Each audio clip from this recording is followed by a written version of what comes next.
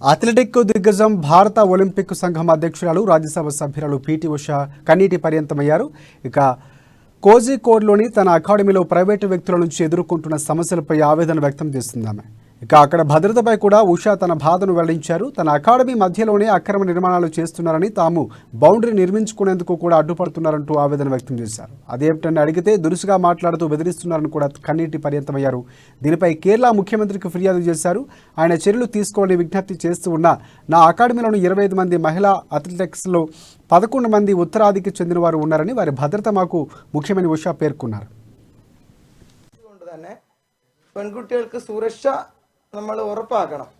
അതിൻ്റെ ഭാഗമായിട്ട് അവിടെ തുടങ്ങിയപ്പോൾ തന്നെ ഞങ്ങൾ അവിടെ ആ കോമ്പൗണ്ടിൽ നമ്മളൊരു ഫെൻസിങ് കെട്ടാൻ വേണ്ടി ശ്രമിച്ചപ്പോൾ അതിൻ്റെ കുറ്റിയൊക്കെ നാട്ടിയിട്ടുണ്ട്. അത് നെറ്റിടാൻ ഞങ്ങൾക്ക് പറ്റിയിട്ടില്ല, ഇന്നും പറ്റിയിട്ടില്ല. അന്ന് 10 ലക്ഷം രൂപയായിട്ട് വേണ്ടിയിരുന്നുള്ളൂ. അന്ന് സ്പോൺസർ ഉണ്ടായിരുന്നു, ഇന്ന് ആരുമില്ല. പക്ഷേ ഇന്ന് 19 ലക്ഷം രൂപ ചിലവാക്കണം, ഞങ്ങളെ കൊണ്ട് പറ്റില്ല.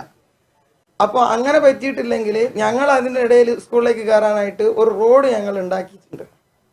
ആ റോഡ് ഉണ്ടാക്കിയിട്ടുണ്ട്. ഇതിനു മുമ്പ് ഇതുപോലെ തന്നെ ഞങ്ങൾ അറിയാതെ JCB കൊണ്ട് നടുക്ക് പരിപാടി ചെയ്തിട്ട് അതിപ്പം കേസാണ്.